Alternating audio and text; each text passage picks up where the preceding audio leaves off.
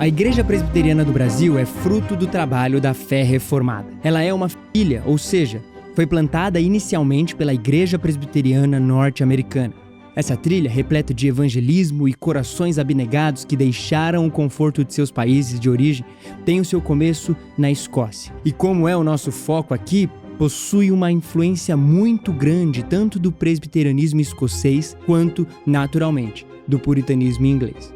Em 1700, o presbiterianismo já estava implantado de maneira sólida na Escócia, Irlanda e Irlanda do Norte. O puritanismo já havia passado por provações e desafios, principalmente no Reino Unido. Mas iniciou-se um movimento que colaborou para que a Igreja Presbiteriana atravessasse o Atlântico e chegasse na América, especificamente no país que haveria de se chamar Estados Unidos da América. Foram mais de 100 mil imigrantes escoceses e irlandeses. E antes mesmo da declaração da independência dos Estados Unidos, o puritanismo já tinha plantado suas raízes e estabelecido uma casa para a fé reformada. Os escoceses e irlandeses foram os fundadores da Igreja Presbiteriana dos Estados Unidos da América, a PCUSA, que teve seu primeiro presbitério na Filadélfia em 1706. Ou seja, antes mesmo da organização dos Estados Unidos como um país independente em 1776, a Igreja Presbiteriana já atuava na América. Eles estiveram entre os principais fundadores dos Estados Unidos.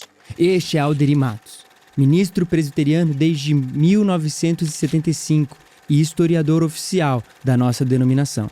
A independência americana ocorreu em 1776, e eles já tinham ido para lá muito tempo antes disso, né? E é claro, eles levaram consigo a sua igreja. Eles foram os fundadores, né, esses escoceses e irlandeses, os Scotch Irish, eles foram os fundadores da Igreja Presbiteriana dos Estados Unidos da América, a PCUSA. O primeiro presbitério, o presbitério de Filadélfia, foi fundado em 1706, bem no comecinho do século XVIII, e a Assembleia Geral, que nós chamamos de Supremo Concílio, foi criada em 1789, já no final do século XVIII, alguns anos depois da independência dos Estados Unidos.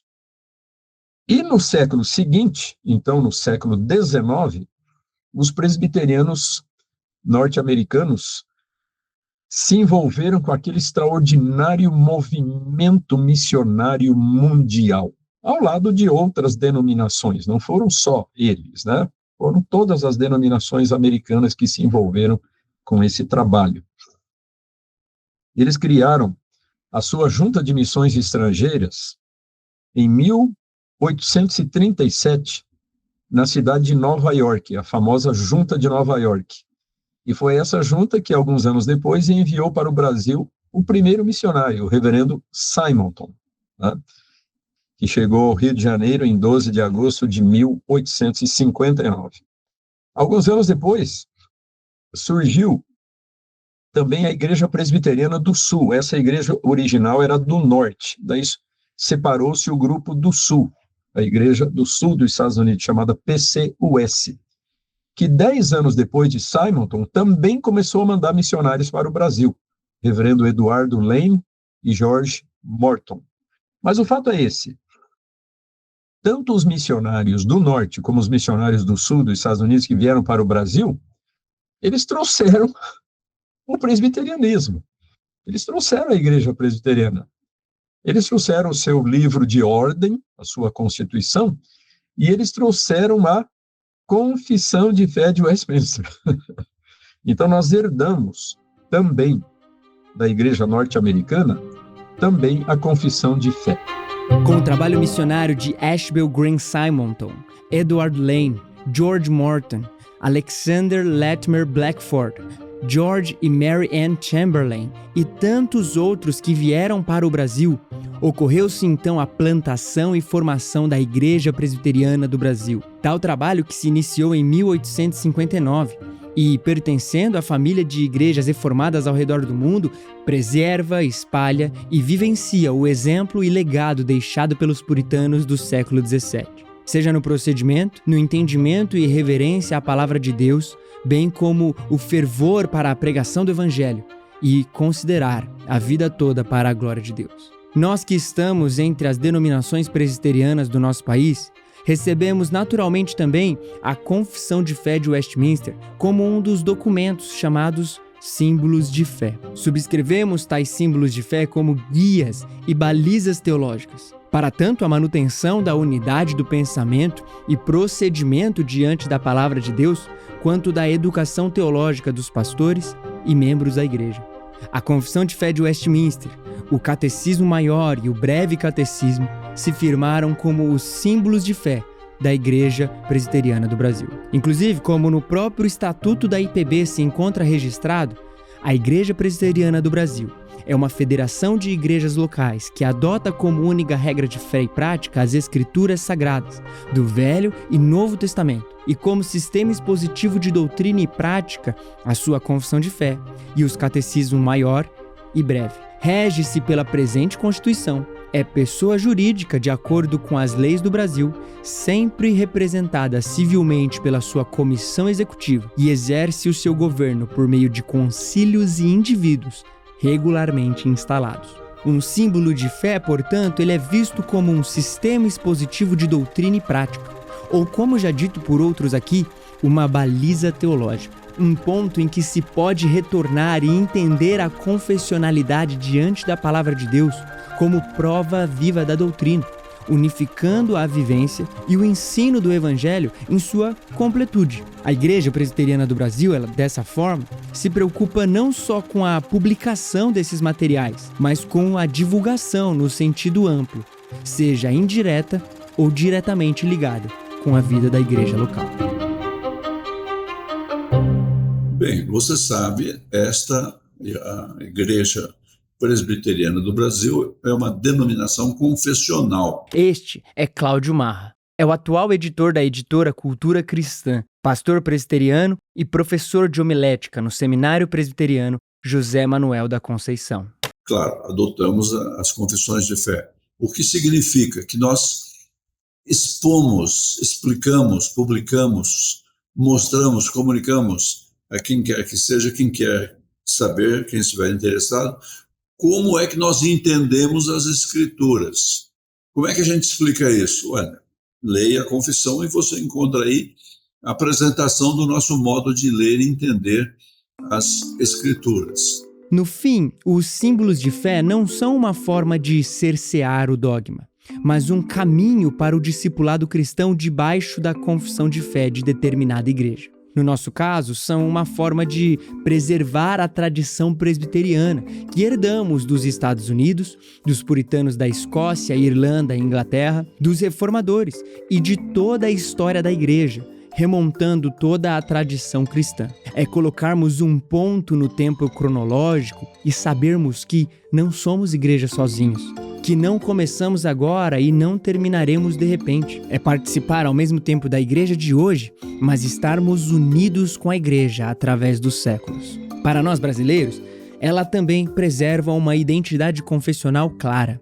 Não uma característica cultural da Europa ou do século XVII, mas uma firme convicção na palavra de Deus e um apego às doutrinas da graça que movimentam nossa vivência, o nosso saber e também o nosso coração. O reverendo John Merrill Caio foi missionário norte-americano no Brasil, um dos pioneiros e um dos grandes teólogos e formadores de pastores no início da nossa igreja. O reverendo Roster é o atual presidente da APECOM, a Agência Presbiteriana de Evangelização e Comunicação. E ele, na nota histórica, apresentando a Confissão de Fé de Westminster, ele responde da seguinte maneira: pessoas há que estranham adotar a igreja presbiteriana uma confissão de fé e catecismos como regra, quando sustenta sempre ser a Escritura sua única regra de fé e prática. A incoerência é apenas aparente. A igreja presbiteriana coloca a Bíblia em primeiro lugar. É ela só que deve obrigar a consciência. Eu creio que o estudo dos documentos confessionais, eles ajudam a gente, ainda hoje, a dar uma cara a uma identidade mais clara. Heber Campos Jr. é pastor presbiteriano professor de teologia nos seminários e no Centro de Pós-Graduação Andrew Jumper. Inclusive, você já ouviu nos episódios anteriores. Eles ajudam a gente a dizer quem nós somos através do Deus que nós apresentamos conforme esses documentos sintetizaram, a salvação conforme esses documentos sintetizaram, a Igreja de Cristo conforme esses documentos sintetizaram. Então, quando eu estou ensinando, por exemplo, o Catecismo Maior ou o Breve Catecismo de Westminster ou a Confissão de Fé de Westminster, eu estou mostrando que eles dão os contornos da minha fé e eles explicam melhor quem eu sou. Porque eu explico quem eu sou através do Deus em quem eu creio, através da igreja da qual eu faço parte, através da salvação que dá sentido à minha vida, porque eu morri e hoje quem vive é Cristo em mim. Então, como é que eu me apresento, inclusive, como indivíduo e como igreja de Cristo? Apresentando a minha fé, apresentando aquilo em que eu creio e que é a substância das minhas convicções e é o sustentáculo do meu viver, isto é, aquilo que sustenta, aquilo que dá base à minha vida. Então, eu creio que uma das vantagens de você estudar esses documentos hoje, a Confissão de Fé especificamente, é que você dá essa identidade de forma mais clara e ela não fica fluida, que é uma das marcas de identidades mais preocupantes dessa geração mais contemporânea. Seria então ousado demais dizermos que a proposta de continuarmos a olhar para a Confissão de Fé de Westminster nos ajuda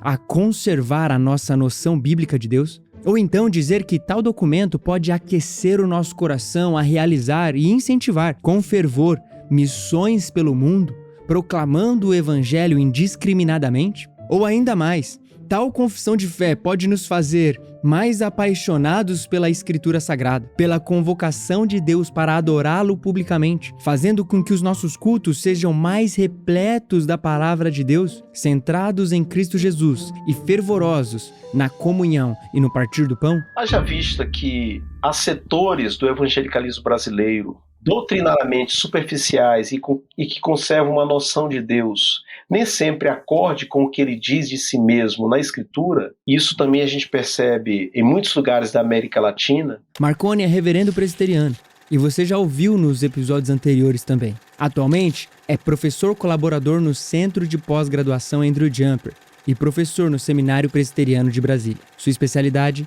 é a história. Eu destacaria 3 benefícios de um uso adequado da confissão de fé à luz da palavra de Deus. Primeiro benefício, o caráter teocêntrico do documento. Ao ressaltar a grandeza de Deus, a confissão nos lembra que a glória dele não deve ser ofuscada por líderes, planejamentos e templos suntuosos. Então, o primeiro benefício, dentre outros que a gente poderia mencionar, é o caráter teocêntrico, isto é, a pessoa de Deus é central na confissão de fé. O segundo benefício é o biblicismo da Confissão de Fé de Westminster. O fato de fundamentar muito bem as suas sentenças, as suas afirmações, as suas colocações. Esse biblicismo, esse fundamento bíblico, nos inspira ao estudo da Escritura e a necessidade de somente justificar práticas que podem ser sustentadas à luz da própria palavra de Deus. E um terceiro benefício, eu mencionaria a precisão teológica da confissão de fé, que revela o senso de reverência e de cuidado dos seus escritores para com os assuntos da Igreja de Deus. Esse senso de reverência, esse cuidado, a meu ver, pode ser estendido ao culto, que em alguns lugares da América Latina, inclusive em nosso país, tem sido banalizado e realizado de qualquer maneira. Eu sei, tudo isso nós já explicamos e construímos antes. A igreja não começou hoje, a confissão de fé foi iniciada em um período conturbado e trouxe uma explicação sobre a Escritura como a revelação de Deus para nós e também um combate firme ao imperialismo cultural do presente. Este combate ele vai desde esforços mais específicos e focados na divulgação e ensino direto, como este vídeo que você está assistindo, publicações guiadas pelos princípios da Confissão de Fé de Westminster, monografias entregues aos presbitérios por aspirantes ao ministério sagrado, trabalhando os temas da confissão e educação cristã, que sempre consulta e baliza o seu conhecimento a partir de documentos confessionais. Olhando para a Igreja Presbiteriana do Brasil, temos a nossa casa publicadora, a Casa Editora Presbiteriana, ou Editora Cultura Cristã, que publica e divulga os nossos símbolos de fé. Há inclusive diversos formatos, como uma edição de bolso menor que um celular, para podermos realizar as nossas consultas. Também há edições com o Catecismo Maior e o Breve Catecismo, além de cada um dos parâmetros de Westminster publicados separadamente. A editora também se esforça para manter a publicação sempre atualizada e sempre em estoque. Além disso, nas Bíblias de Estudo como a Bíblia de Estudo de Genebra e a Bíblia de Estudo Herança Reformada, elas estão como materiais de apoio na íntegra e com notas remissivas. Quem estiver estudando determinada passagem da Palavra de Deus, pode nas notas ver a que assunto da Confissão de Fé de Westminster tal referência diz respeito. Estamos bem envolvidos na divulgação dos nossos símbolos de fé, e os seus benefícios, eles são muito claros para todas as gerações. Pense numa criança que desde os seus primeiros anos é habituada em responder uma confissão de fé, um catecismo, e aquilo começa a ser o seu quadro de referência para interpretar as suas experiências cotidianas com Deus, com o próximo, com a realidade. Pedro Ducci é pastor presbiteriano, coordenador do Invisible College e colaborador em diversas atividades na área da teologia e filosofia, e é professor no Seminário Presbiteriano Brasil Central, em Goiânia. Ela que aprende logo na primeira pergunta quem te criou, e ela responde de imediato: Deus. O que mais ele fez? Todas as coisas. Quando ela está na escola, quando ela está com os amigos, quando ela está em outro contexto, ela levanta a pergunta que toda criança levanta: tá, mas isso aqui vem de onde? Bem, quem te criou? Deus. E o que mais ele fez? Todas as coisas. Agora pense nisso sendo feito por 10, 20, 30 anos. Pense em alguém que se vale das confissões e dos credos como fórmulas de discipulado, fórmulas para o florescimento enquanto um discípulo de Cristo que encontra ali, naquelas formulações dogmáticas, o seu referencial para pensar todas as outras questões. Às vezes a gente pensa que é um jogo de decorar pequenos parágrafos, alguns versículos que fundamentam aqueles parágrafos, quando, na verdade, é um princípio de inteligibilidade, uma linha, um horizonte que nos ajuda a nos orientarmos na realidade, enxergarmos a realidade como ela deve ser encarada e, principalmente, não estar refém de outros quadros de referência, não estar refém de uma espontânea experiência ingênua da realidade para determinar as coisas mais importantes, os assuntos mais fundamentais da minha e da sua vida. Mas e as objeções que podemos ter a tal documento? Será que é possível discordar da Confissão de Fé de Westminster? Ora, sabemos que ela não é inerrante, não é parte do cânon bíblico e é sim um exercício humano de interpretação das Escrituras. Sabemos que o texto está contextualmente distante de nós, que vivemos com outras perguntas. Diferente dos dilemas e desafios que os puritanos do século XVII e até mesmo os missionários americanos do século XIX aqui no Brasil. Será que então a forma que utilizamos tal material não deveria ser diferente de como, por exemplo, o reverendo José Manuel da Conceição, primeiro pastor brasileiro a ser ordenado, explicava e estudava a confissão de fé? Seria possível, talvez ao menos, modificarmos a sua linguagem para a melhor compreensão do público atualmente?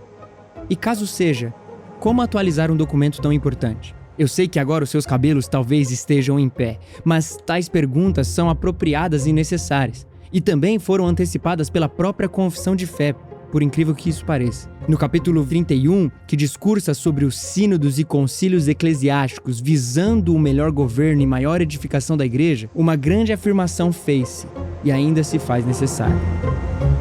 A Confissão de Fé de Westminster, ela expressa o conteúdo da fé reformada. Se nós fizermos modificações na Confissão de Fé de Westminster, nós vamos estar modificando não só um documento, nós vamos estar modificando a fé reformada. As nossas convicções mais importantes como presbiterianos e como reformados que somos, né? Então, nós não podemos modificar, embora muita gente tenha desejado ao longo da história fazer isso, né? Deixar de lado a confissão de fé e elaborar documentos confessionais totalmente novos. Na verdade, alguns já fizeram isso, né, em outros países, né? Mas, então, no meu entendimento, né, nós devemos preservar esta antiga fé, né, essas antigas doutrinas e convicções. Por quê? Por serem bíblicas, né? Por exemplo, esse argumento da antiguidade que muitos usam é altamente problemático, né? Ah, não, temos que deixar de lado a confissão de fé porque ela já tem 380 anos, né? Ou quase 380 anos. Então, é uma coisa já muito ultrapassada. Bom, se a gente for usar esse mesmo argumento em relação à Bíblia, como é que vai ficar? A Bíblia é bem mais antiga ainda que a confissão de fé, né? Então, se a confissão de fé é ultrapassada, a Bíblia, então, é hiper ultrapassada. Vamos deixar de lado a Bíblia, né? Porque ela é antiga. Então, é isso. Devemos preservar a fé. Mas eu também acho, né, essa é uma opinião pessoal minha, né? Tem muita gente na nossa igreja que não pensa assim, né? Que nós precisaríamos atualizar a linguagem da confissão de fé. Se nós fazemos isso em relação à Bíblia, nós não temos hoje a Bíblia na linguagem de hoje, nós não temos um monte de traduções aí da Bíblia num português mais atual, diferente daquelas traduções de 50, 100 anos atrás. Se nós achamos justificável fazer isso em relação às traduções da Bíblia, né? Trazê-las para uma linguagem mais contemporânea, mais acessível, mais compreensível para as pessoas, para que as pessoas compreendam melhor o ensinamento das Escrituras, por que não fazer isso em relação à confissão de fé, né? Então, eu seria totalmente favorável a uma atualização da linguagem, mas preservando o conteúdo doutrinário, né? Então, acho que isso seria perfeitamente admissível. Agora, hipoteticamente falando, caso alguma ou algumas sentenças tenham que ser objeto de discussão e possível alteração, o caminho a ser adotado em uma igreja conciliar, como a IPB, é de elencar os pontos que despertam desconforto, fundamentar o porquê eles devem ser avaliados e encaminhar a matéria ao Supremo Concílio. Cabe então ao Supremo Concílio decidir se a matéria é pertinente ou não. Se entender que sim, a Assembleia Geral nomeará uma comissão e esta apresentará oportunamente seu relatório para discussão e aprovação, ou não. Com respeito aos dispositivos que a Confissão de Fé de Westminster oferece, no seu capítulo 31, ela assinala essa possibilidade quando ela fala do poder dos sínodos e concílios. Tal capítulo diz respeito à verdadeira posição de humildade que devemos ter em relação a quaisquer decisões e concílios. Sabemos que a mão de Deus tem guiado e preservado a igreja através dos credos, confissões e direção conciliar da igreja.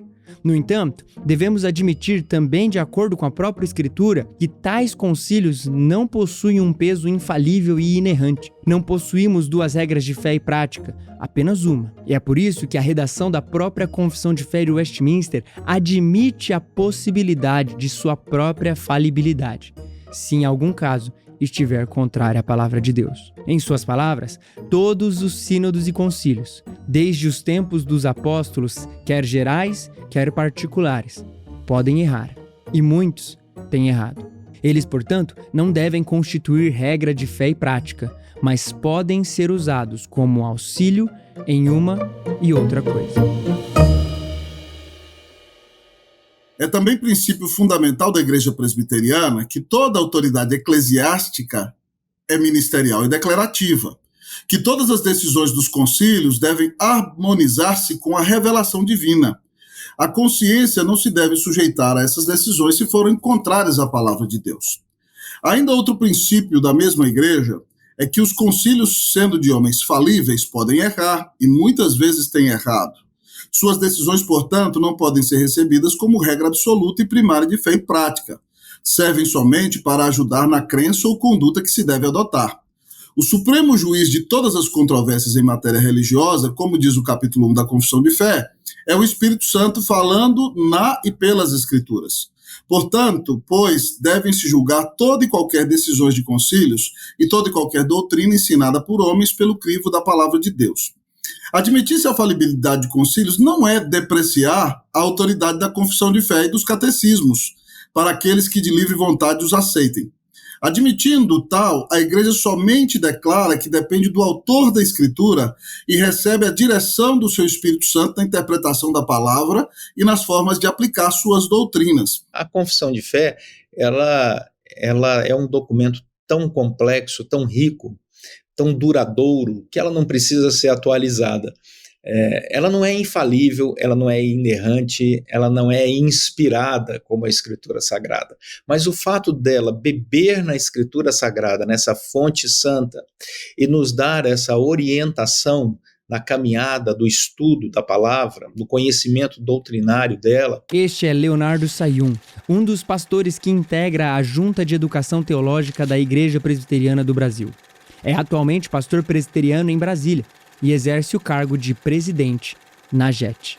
Antes de voltarmos para a sua fala, um pouco da descrição do que é a Junta de Educação Teológica, segundo o site da IPB, se faz necessário. A Junta de Educação Teológica, JET, é responsável por supervisionar e administrar qualquer movimentação na área de ensino teológico e religioso da IPB, e ainda criar, colocar em funcionamento e supervisionar cursos de extensão acadêmica, mestrado e doutorado teológico, e integrá-los a um dos seminários da IPB.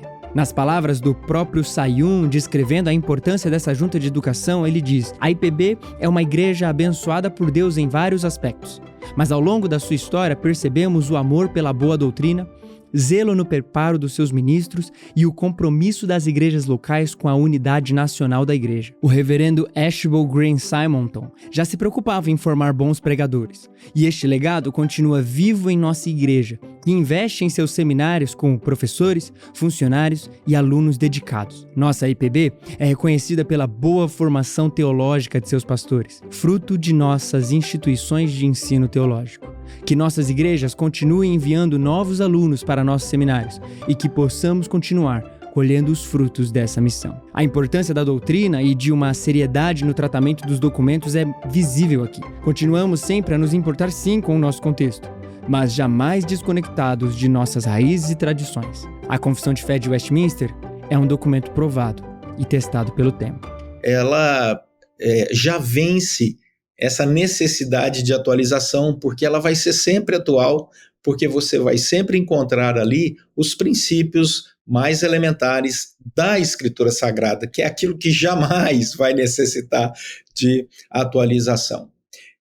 Obviamente que a nossa dinâmica como igreja, ela vai trazer a necessidade de novas reflexões, mas isso não dispensa buscar na confissão de fé aqueles princípios, aqueles pilares para você construir respostas para o novo momento que nós estamos vivendo. E lembramos novamente do que a própria confissão de fé afirma acerca dos concílios e de todas as suas decisões, seus dogmas e doutrinas formuladas. Não são uma outra regra de fé e prática, mas um auxílio para a leitura, aplicação e desenvolvimento da palavra. A Igreja Presbiteriana sustenta que a Escritura é suprema e infalível, regra de fé e prática, e também que a confissão de fé e os catecismos contêm os sistemas de doutrina ensinados nas Escrituras, e dela deriva toda a sua autoridade, e a ela tudo se subordina. É justamente porque cremos que a confissão de fé e os catecismos estão em harmonia com a Escritura, nossa regra infalível de fé e prática, que nós os aceitamos. Não existem, pois, na Igreja Presbiteriana duas regras de fé, mas uma só suprema e infalível. As outras fórmulas são subordinadas e humanas, necessárias para a pureza da igreja, governo e disciplina da mesma. Assim, a experiência de muitos séculos tem demonstrado. Uma vez colocada a confissão no seu lugar como um guia que aponta para as Escrituras e nos ajuda em nossa leitura e caminhada cristã, podemos usufruir de seu conteúdo e aplicarmos ela também em nossa rotina diária, em nossos estudos e sermos muito abençoados. Teremos ela como auxílio para nos relembrar verdades importantes contidas nas Escrituras.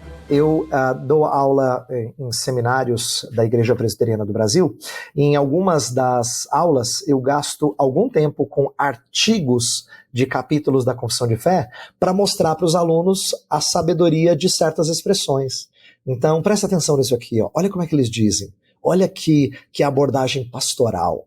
Então, quando a Confissão de Fé vai falar sobre certeza da salvação, ela diz: crentes podem cair em um grau de desespero por causa da negligência dos cuidados da sua fé. Ela pode cair em um certo desespero de não ter convicções por causa de um pecado grave cometido, e diz algo até mais sério quando fala assim: e Deus pode momentaneamente retirar a luz do seu rosto de sobre um fiel. Aí você fala: gente, Deus faz isso? Sim, mas nunca de maneira final e nunca de maneira constante. Por quê? Porque Deus tem a intenção de trazer esse fiel de volta e restaurar a convicção dele. É para que ele aprenda como é sério negligenciar questões da vida com Deus e como a gente não deve se afastar do Senhor nem por um momento. Então, assim, essas ideias da confissão de fé, que eu estou apenas ilustrando, elas mostram a quem está ouvindo uma sabedoria pastoral muito bonita, e a gente não deve negligenciar isso. Quando utilizamos a linguagem de documentos, sínodos e concílios, a nossa mente automaticamente imagina um cenário engessado, impessoal e talvez nem um pouco acolhedor. Além de tudo que falamos, é difícil mostrarmos o impacto que as confissões de fé exercem na vida pessoal de um cristão que entra em contato com ela. Talvez para você que nos assiste, este cenário onde realmente utilizamos os símbolos de fé para o auxílio em nossa peregrinação, em nosso dia a dia, pareça algo distante. Talvez o impacto que essa prática tem não esteja tão clara assim. Parece, como já falamos anteriormente, que esse tipo de documento retira a espontaneidade da nossa adoração e devoção. Nós precisamos refletir sobre o impacto da verdadeira doutrina na nossa adoração como um todo, principalmente no fervor implícito que o Evangelho deve ter em nossos corações. O propósito de todos os documentos extensos, elaborados e detalhados, não é nos colocar numa torre de marfim teológica. Apesar desse perigo existir, precisamos sempre compreender que o que moveu, move e moverá os corações dos crentes sempre será a profunda paixão pela palavra de Deus. Um conhecimento de Deus apropriado deve, nesses termos, ocupar a nossa cabeça, tanto quanto desce e faz o nosso coração queimar. Por isso, pedimos ao reverendo Roster Guimarães, pastor presbiteriano em São Paulo e presidente da APECOM, para compartilhar sua porção preferida da Confissão de Fé de Westminster e nos explicar o porquê.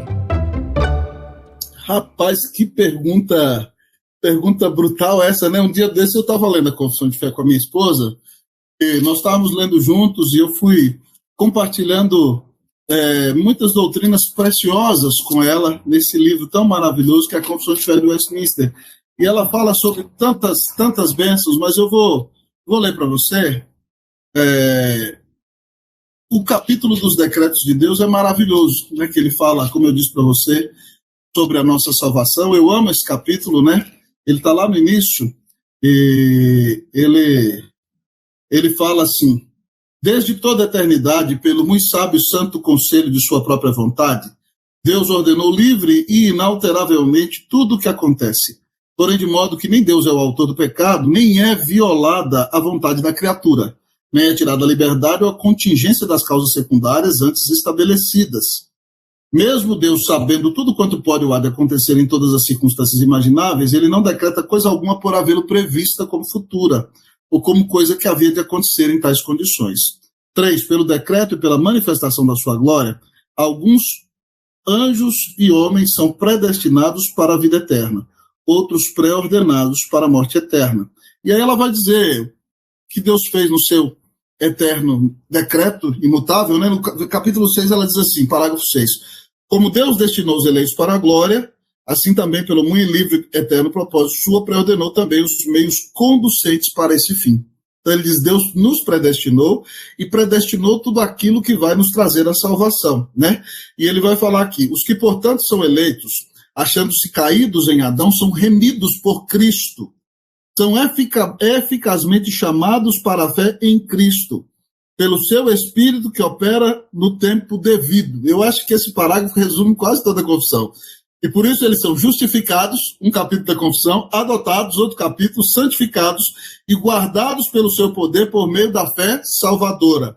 Além dos eleitos, não há nenhum outro que seja remido por Cristo, eficazmente chamado, justificado, adotado, santificado e salvo. Eu gosto desse capítulo, porque eu sei que o meu Deus é soberano.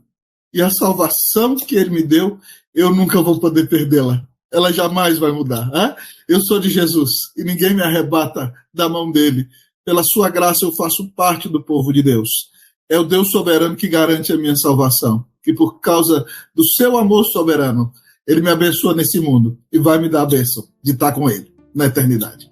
Realmente, na confissão de fé, aprendemos sobre a vocação eficaz, sobre a doutrina da igreja, a seriedade do culto, sobre a ordem da salvação e também sobre a distância entre o Criador e a criatura, sobre a providência divina debaixo da soberania de Deus, sobre a Trindade e também sobre o único mediador, que é Cristo Jesus. É uma sistematização da fé que arrebata o nosso coração e aponta para Deus e não para o imaginário humano. Aprendemos a primeiro examinar as Escrituras e depois escrevermos as análises. É este legado que deve permanecer e nos fazer preservar no compromisso de perpetuar e ensinar tais doutrinas. Não deve ser algo que nos deixe paralisados no tempo, mas que nos motive a sempre estarmos prontos para ser presença fiel do reino de Deus, vivendo no amor de Deus, preservando na doutrina dos apóstolos, na comunhão dos santos, no partir do pão e proclamando o evangelho a toda criatura com reverência e fervor. Sim,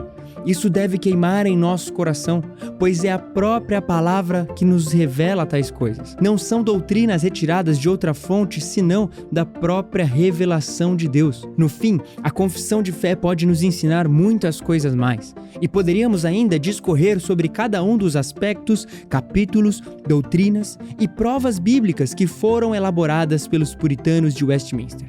Mas sempre o que ficará muito claro em nossa proclamação é que todo esse exercício nos lança a entender mais sobre o Deus da Escritura, dobrando o nosso coração na Escritura de Deus. Há um só Deus vivo e verdadeiro, o qual é infinito em seu ser e perfeições.